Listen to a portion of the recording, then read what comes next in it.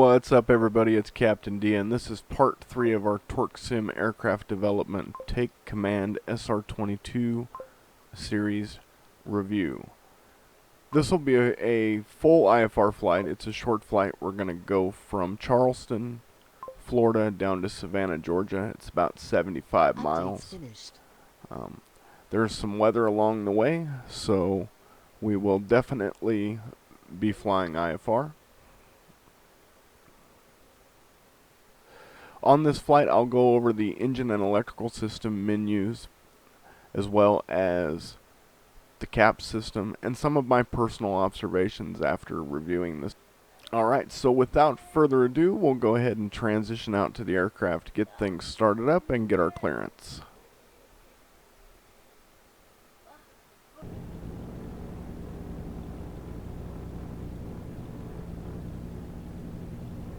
Flight plan's in there. Alright, looks like ATC signed off, so we don't have ATC, so we'll go ahead and program our autopilot to our cruising altitude of 6,000 feet. Initial rate of climb is 600 feet a minute. That's all set.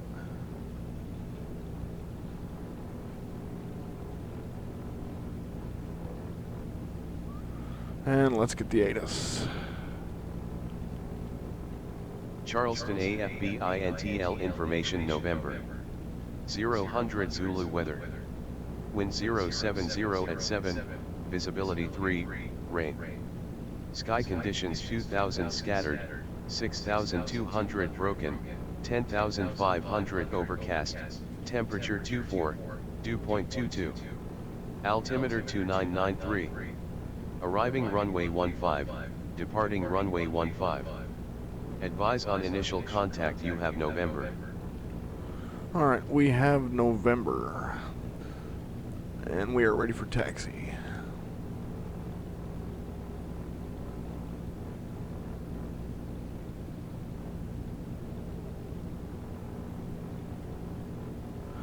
Alright, so we're going to taxi out to Delta and then to runway 15.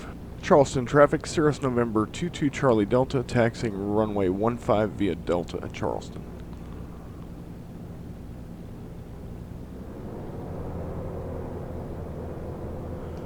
Release the parking brake. Alright, set our heading bug here.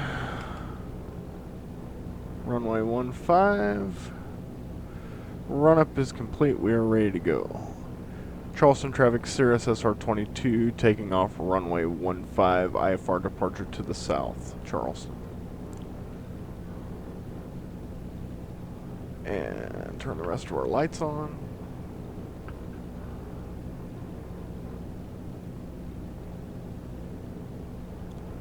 And we are ready to go.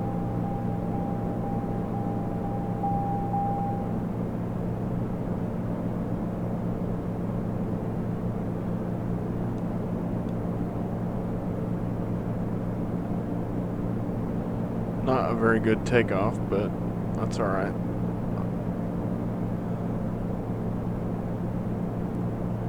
Charleston traffic, Cirrus SR22, making our turn southbound. Last call, Charleston.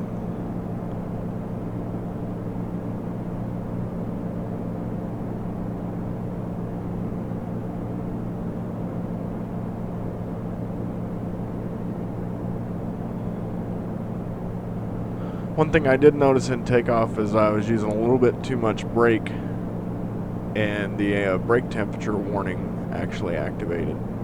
That's kind of a cool feature. Alright, we are pretty much in IMC here. I got a little bit of ground contact.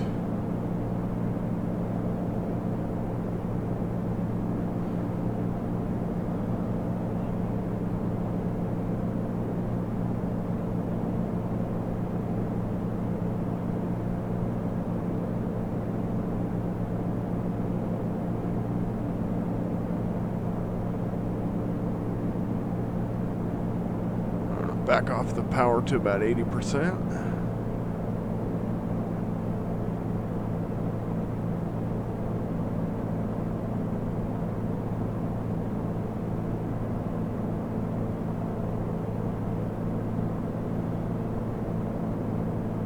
A little bit of rain. 500 feet to go.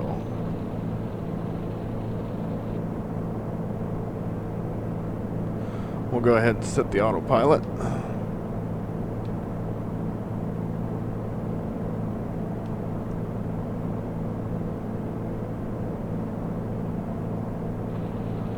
Alright, and the autopilot has the airplane.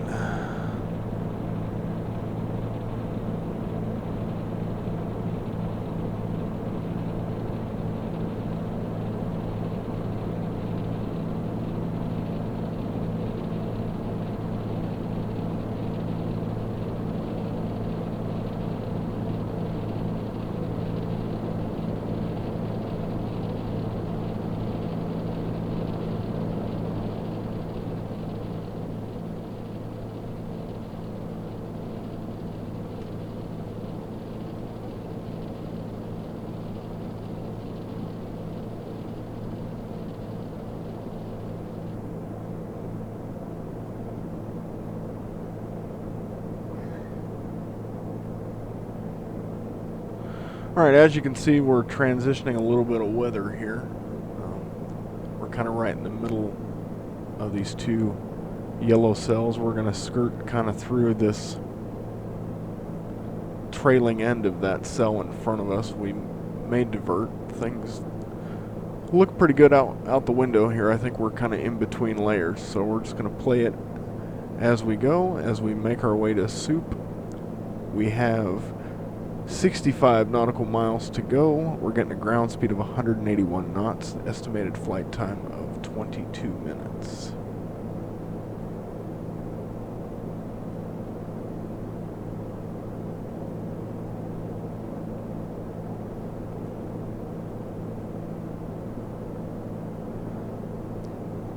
Alright, and this weather would be a great opportunity to test out the next rad.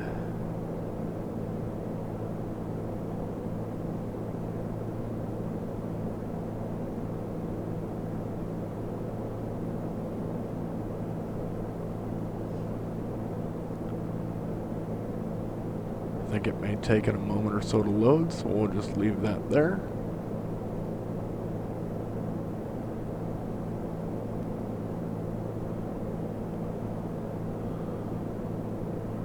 Alright, Savannah Hilton Head International is reporting 040 at 10 knots, gusting 18 with 10 statute miles, scattered at 1,700, broken at 3,100, broken 7,000, broken 16,000, overcast 25,000.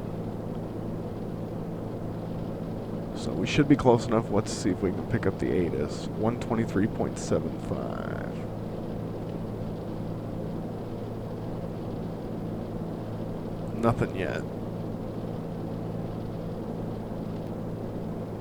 So with winds at 040, probably our best option is to take the ILS into runway 01.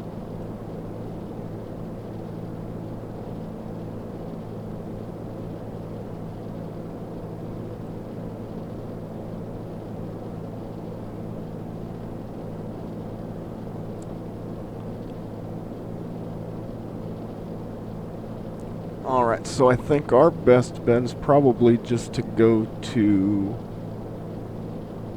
Chinba.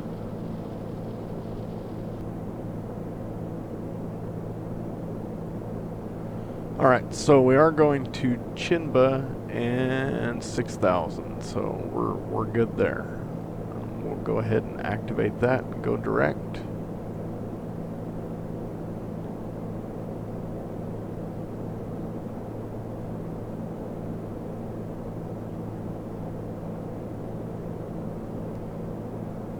And we're 30 miles from Chinba. Alright, so in cruise here, I'll go ahead and explain the other menus provided with the plane. If you go to the SR22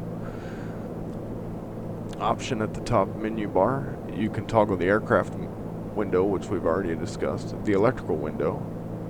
You bring up the electrical window, you got to click on the TorqueSim logo and drag it down. And this gives you information about your electrical system. And as you can see, everything is running fine here. We've got 28.7 volts across the board and 25.6 on our batteries. I don't know if this changes colors or anything if you lose any of your electrical to give you any type of warning. But these are the standard numbers if everything's working right. And the last menu provided with the plane is the engine window.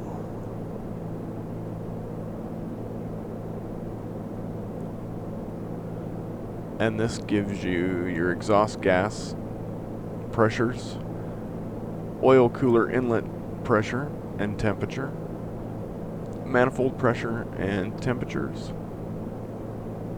and your air filter outflow temperatures and pressure, as well as all 6 cylinder head temperatures. This can be useful if you're trying to lean out the airplane. As I pull the mixture back, you can see the values change.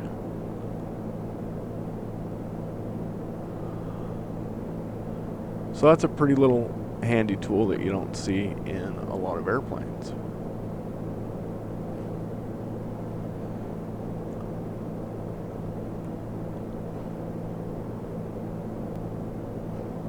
Alright, let's see if we can get some cockpit lighting here.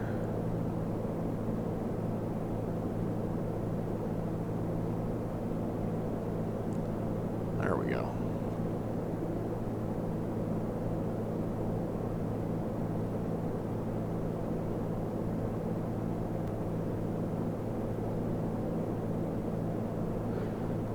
Alright, for some reason the flight plan menu is stuck.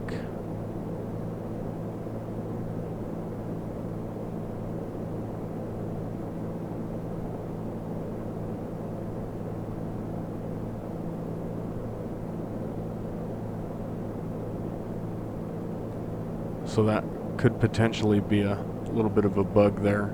The flight plan menu is stuck on the MFD there. That's alright, we can work around that. Alright, so our ILS frequency we're going to want is 111.9. We're going to verify that it's in there, 111.9. The approach course is 006 degrees.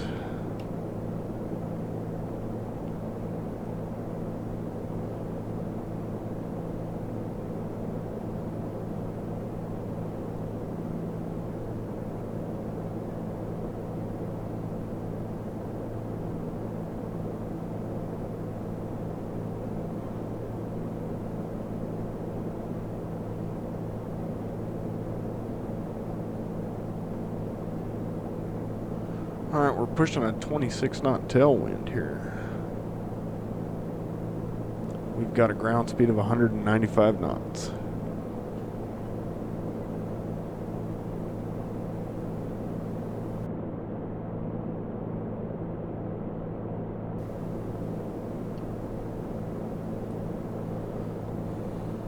Alright, so we're coming up on our initial approach fix. We want to go ahead and descend down to 2,000 feet.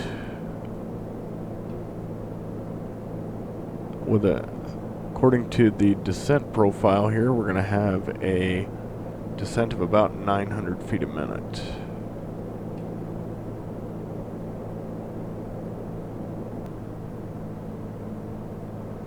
Alright, we've still got a positive outside air temperature, so we're not worried about icing.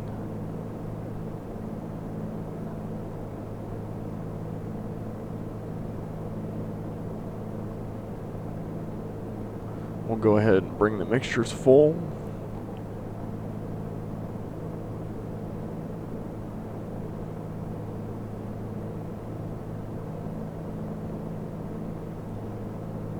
Alright, there we are. Looks like we've broke out of the weather for now. I think we may end up turning back into it, but we're good now.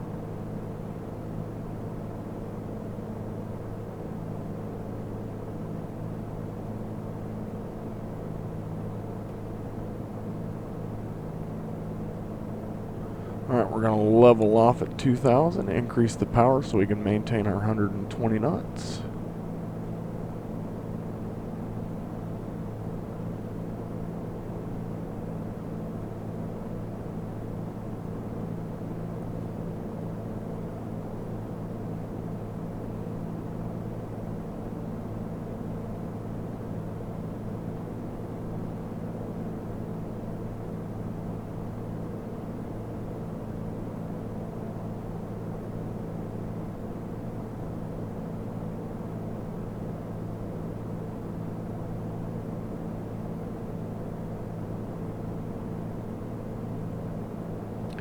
And we are 14 miles from the field.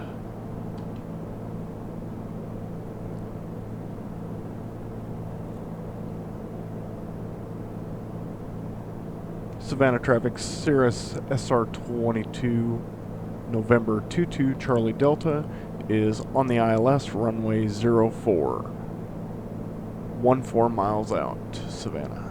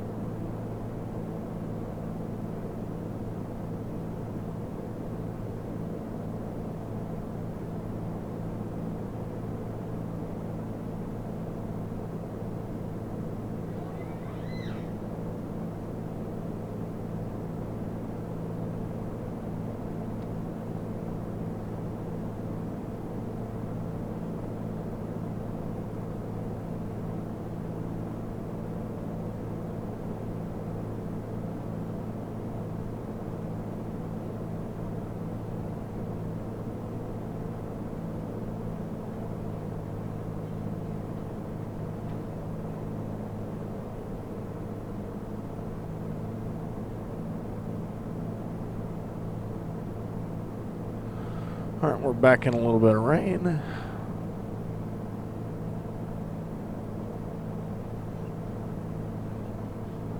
And it's a little bumpy.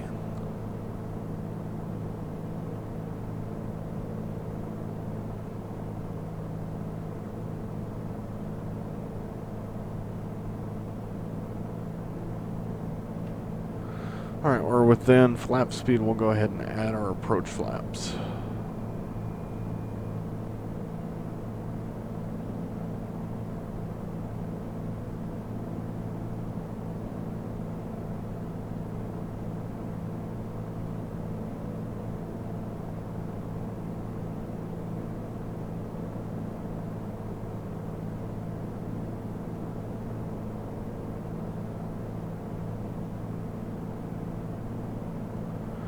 Alright, so our approach speed is going to be about 90 knots. We have 7,000 feet of runway. Missed approach is climbed to 1,000. And then climb to 4,000 on Savannah Vortex 001 to Tills. And hold.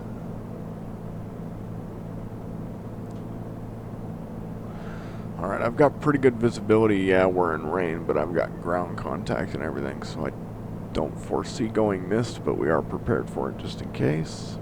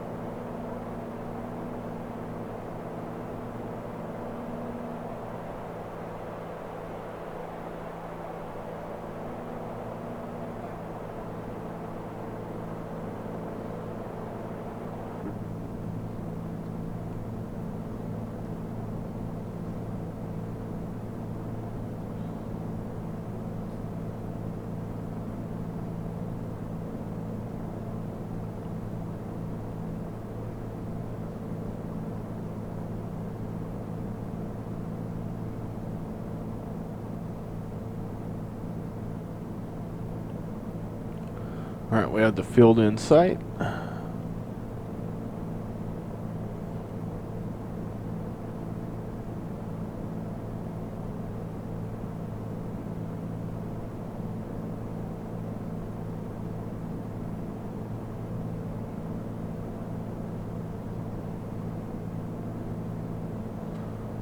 Just in time for the rain to stop.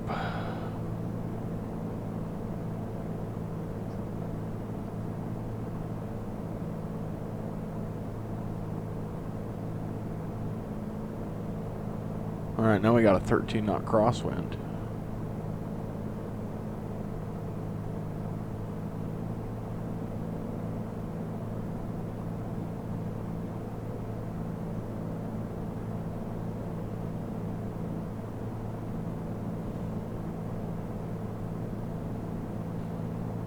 QNH adjusted.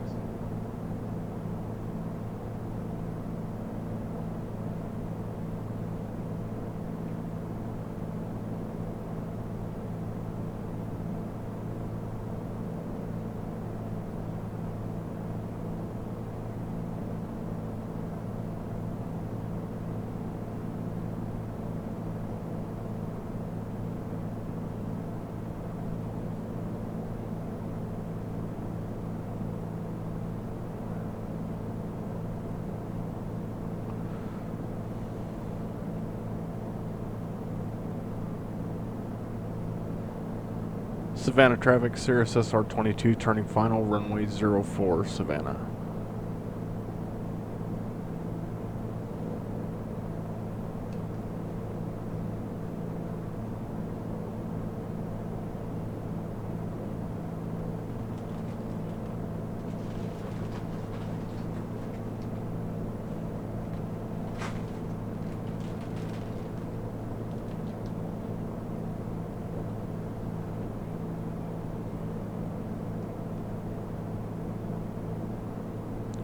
Alright, we're going to capture the localizer.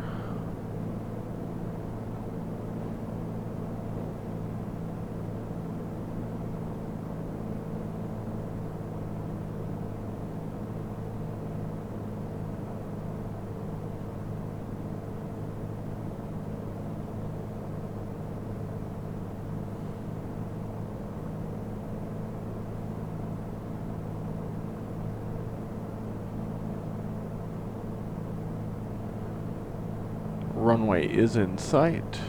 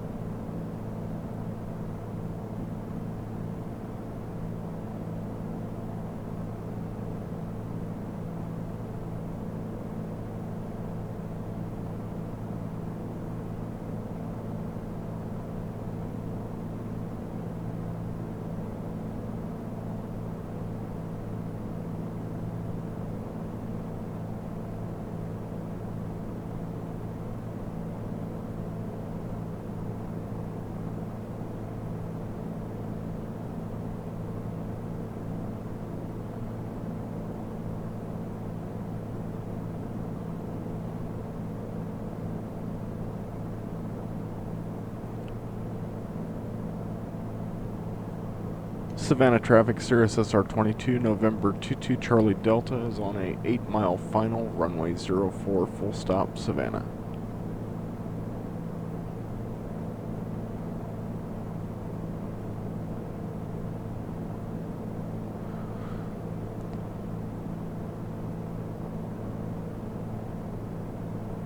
Alright, we have captured the glide slope, and the localizer, we're just waiting on the glide slope.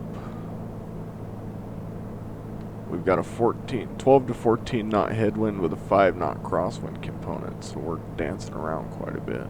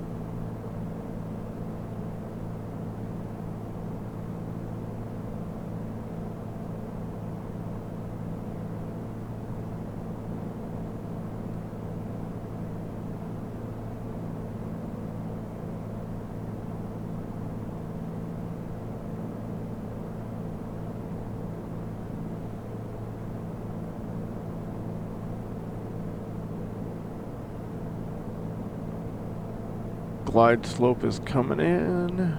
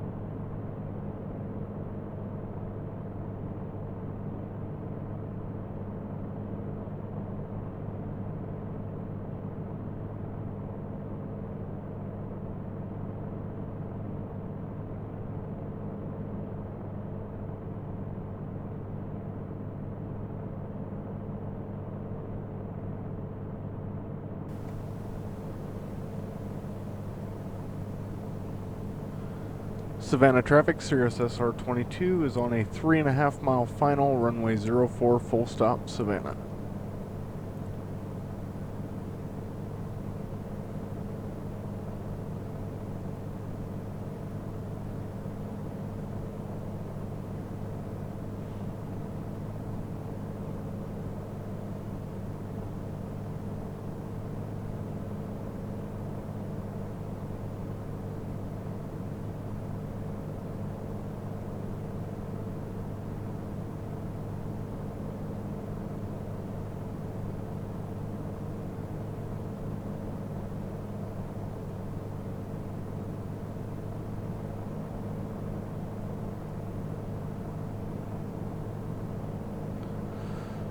To white to red on the glide slope on the localizer.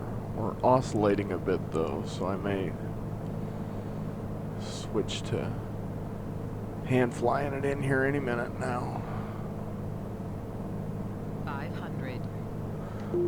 500 feet, go ahead and turn the autopilot off.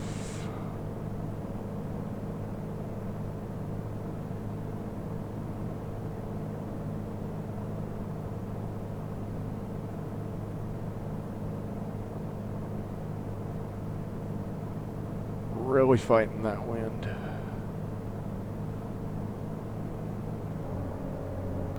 Savannah traffic, SR22, clear runway 04 at Charlie, going to parking, Savannah.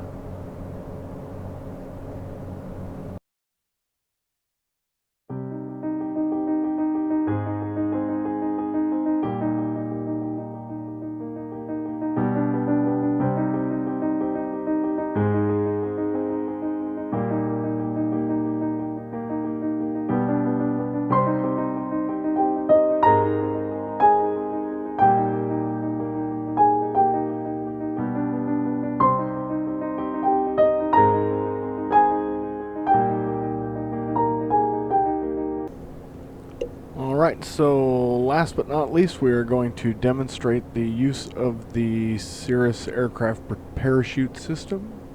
So what we're going to do is we're going to take off, we're going to climb to a little bit over 1,000 feet, and then we will simulate an engine failure and pull the cap.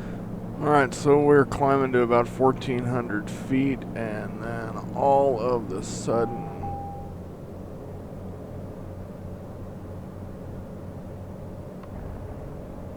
we've got an engine failure.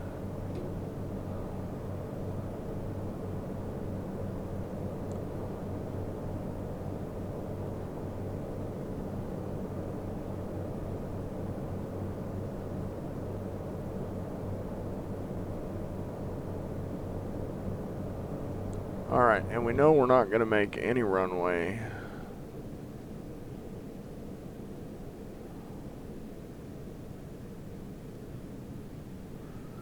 So we're going to reach over here. We're going to pull the C.A.P.S system. And then we are just passengers along for the ride.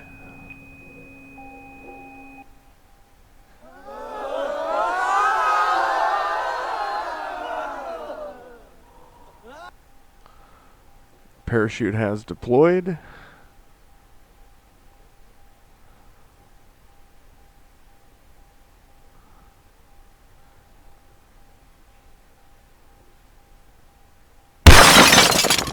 And we're on the ground. Put you down at 1,600 feet a minute. I guess you might live through that, but it's gonna hurt. But hey, look, we missed all the houses.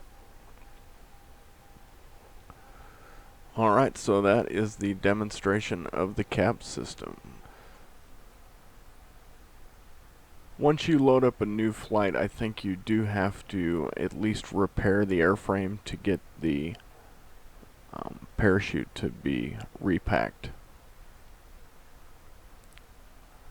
So now what we're going to do is we're going to talk about a couple of my observations. Number one, this is a very well modeled plane, both visually and the way that it flies.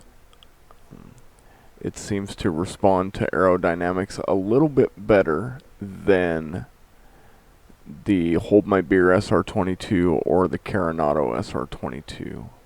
The differential braking with the TorqueSim for me is a little bit more difficult, but that may just be myself and my rudder pedals, so I wouldn't take my word on it there. The Hold My Beer SR22 gives you an option to switch that so you can have nose wheel steering. As far as I know, that is not available on the TorqueSim model. Another observation that I have is when you turn the engines off after you've completed your flight, there's still some odd background noise that plays in the cockpit.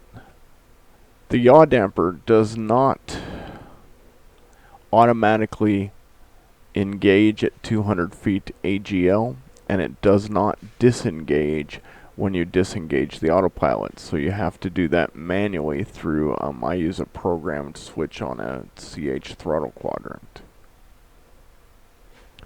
Switches on the Logitech panel as well as my honeycomb yoke are not modeled in the plane. You have to hit the physical switches in the plane as of right now. I assume that will eventually change as development progresses. And last but not least, one of the major differences, you have to have X-Plane 11 5.0 or better. And right now that is a beta version, which means there's going to be some little bugs and other things that need to be worked out as time progresses. However, X-Plane is constantly putting out updates to their beta. Is it worth the $55 US? In my opinion, if you can afford the plane and it's something that you're going to get a lot of use out of, yeah, it's worth the money. But if you're a casual flyer who isn't going to get a whole lot of use out of the plane, then you might want to go with one of the cheaper versions or the freeware Hold My Beer SR22. But overall, I would give this plane a 5-star rating. TorqueSim Aircraft Development did a wonderful job. It's easy to fly online. All the systems are modeled. There are systems that I didn't go over. I didn't go over the oxygen system.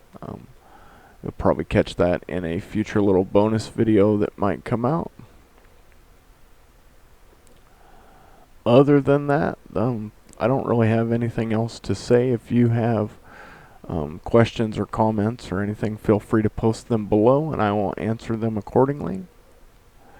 And if you liked the video and you like seeing this kind of content, please make sure to like and subscribe and hit the little notification bell at the top so you know when new videos come out. Thank you very much for taking your time to watch my video, and I hope you have a wonderful day.